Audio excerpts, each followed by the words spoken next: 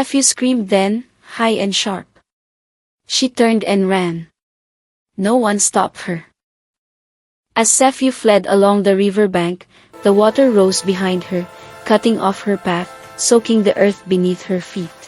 The river did not chase. It waited. And when she reached the bend where Cato had fallen, the ground better. The river village of Kisimba woke each morning to the sound of water moving over stones. The river was wide and patient, brown with secrets, and older than the oldest elder. Fishermen said it remembered every foot that ever stepped near it. It was beside this river that Cato was born. His mother, Maya, was gentle and strong, known for singing while she cooked and laughing even when food was scarce.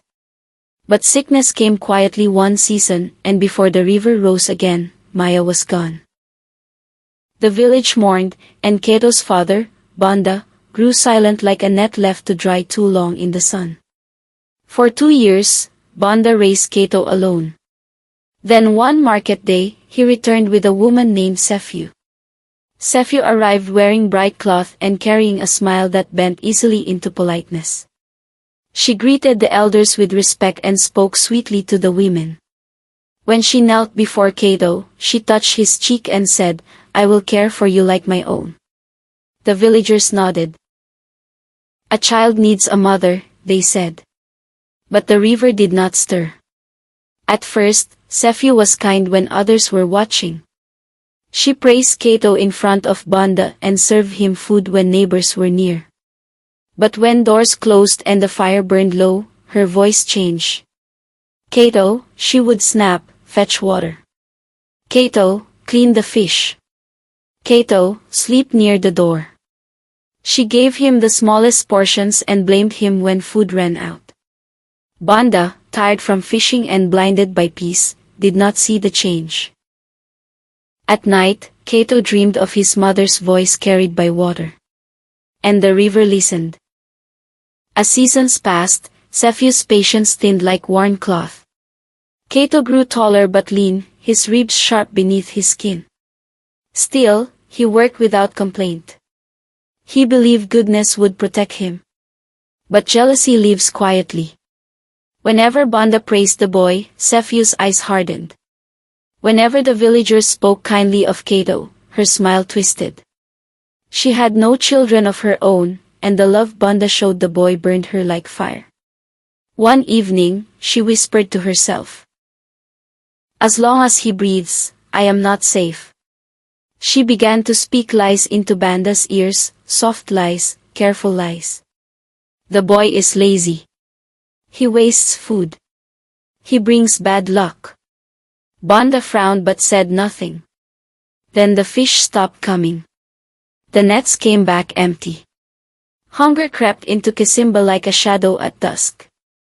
The villagers whispered that the river was angry. Sephew saw opportunity. "One of us has offended the river," she said loudly. "The ancestors demand a cleansing." Her eyes rested on Cato. The elders hesitated. But fear is loud, and hunger is louder. That night, Sephew called Cato. "Go to the river," she said gently. "Fetch water for cleansing." Cato obeyed. The moon watched. The river lay still beneath the moon, its surface smooth like stretched cloth. Cato stepped carefully along the stones, holding the calabash his stepmother had given him. The night air was cool, but his chest felt tight, as if something unseen pressed against his ribs. He knelt, dipping the calabash into the water. The river whispered. Cato paused. He had heard that sound before, in dreams, in memory, in the soft humming his mother used to make while washing clothes by the bank. He listened, but the sound faded into the night insects. Then came footsteps. He turned slowly. Sephew stood behind him, her shadow long and sharp under the moonlight. Her face was calm, too calm. For a moment, neither of them spoke. The river flowed between them, patient and silent. "You forgot this," she said, holding out a second calabash. Cato reached for it. That was when her hand struck his back. The world tilted. Stones slid beneath his feet. His cry tore through the night once, only once. Before the river swallowed him whole. Cold wrapped around his body. Water rushed into his ears, his mouth, his nose. He struggled, arms flailing, lungs burning. Darkness closed in. And then, stillness. The river did not crush him. It held him. Cato felt himself drifting downward, yet he did not drown. The water around him glowed faintly, warm and steady. Shapes moved in the depths, shadows of fish, roots, and something older. A voice surrounded him, not loud, not harsh. "Child of the riverbank," it said. "You are not finished." Cato's fear loosened its grip. He stopped fighting. The river carried him gently, laying him within a hollow beneath its bend, where air lingered and light shimmered like dawn beneath water. Above, Cepheus stood frozen, listening. The river made no sound. Only when she turned away did it begin to rise. By morning, Kisimba buzzed with confusion. Cepheus walked through the village with her head held high, telling anyone who asked. The boy ran away. Ungrateful children do that. She even wept, carefully, convincingly. Banda collapsed to the ground when he heard the news. His cries echoed across the huts, but Cepheus did not touch him. The river, meanwhile, crept forward. Not violently. Not wildly. Only Cepheus' hut was touched. Water soaked her sleeping mat. Her cooking pot floated.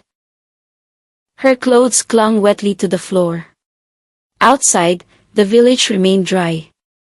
Whispers began.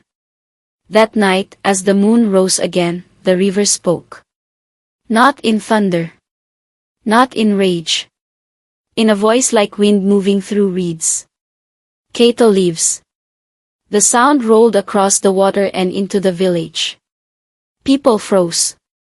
Again, the river spoke, clearer now. "Cato lives." Cepheus screamed. She ran from her hut, shaking, shouting that spirits haunted her. But no matter where she fled, the river's voice followed. Calling her name, repeating the truth. The elders gathered at dawn. "The river accuses," one whispered. "And the river never lies," said another. They followed its sound to the bend where Cato had fallen. The water parted. The river did not rush. It did not roar. It opened. Slowly, carefully, as though unveiling something sacred. The villagers stood frozen as the water parted at the bend, revealing a narrow stretch of wet stone glistening under the morning sun.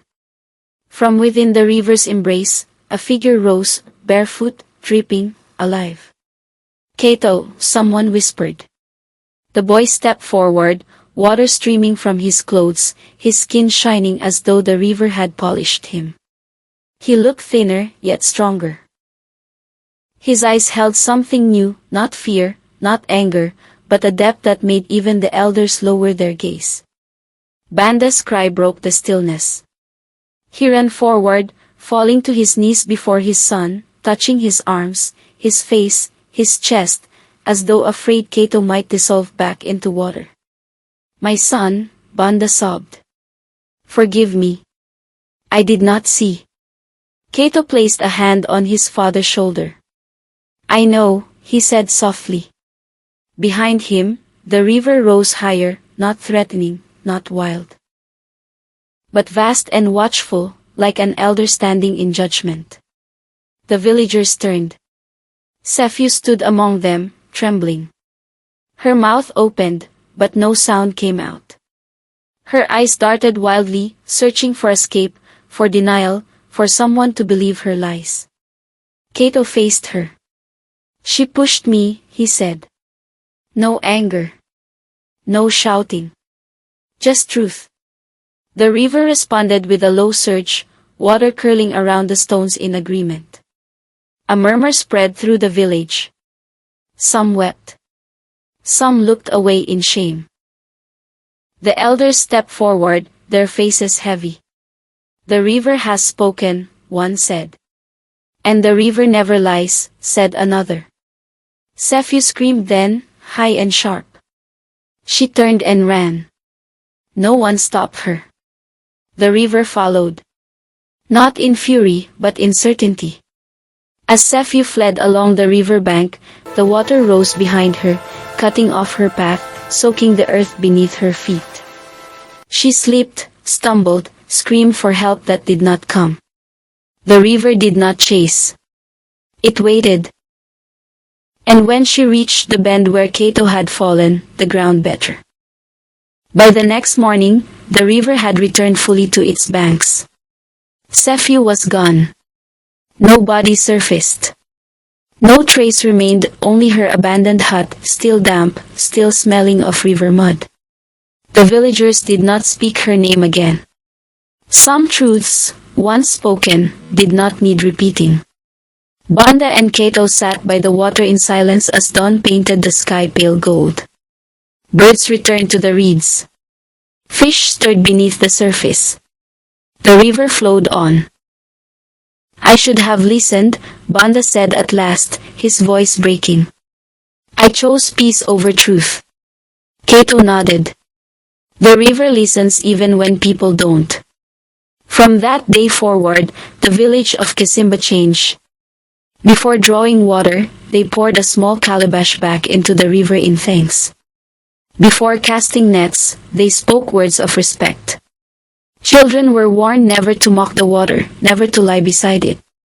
Cato grew into a young man known for quiet wisdom. He never boasted of what the river had done. He never claimed power. But when disputes arose, people brought them to the river bank and asked Cato to listen. "Speak truth," he would say. "The river already knows." They said his eyes still carried water, deep, reflective, patient. As years passed, the fish returned in abundance. Crops grew strong along the banks. Kisimba prospered not because it took more, but because it learned when to stop. Elders told the story by firelight. They spoke of the boy who was swallowed and returned. Of the woman who smiled and lied. Of the river that watched and waited. And they always ended the same way. Evil may hide behind kindness, but truth flows back stronger. On quiet nights, when the moon rests on the river like a silver bowl, some say you can still hear a voice, not loud, not angry, but steady. I remember. And so the river flows on, carrying memory, justice, and the promise that no cruelty goes unseen. The moral of today's story is cruelty may act in secret, but truth, like water, always returns.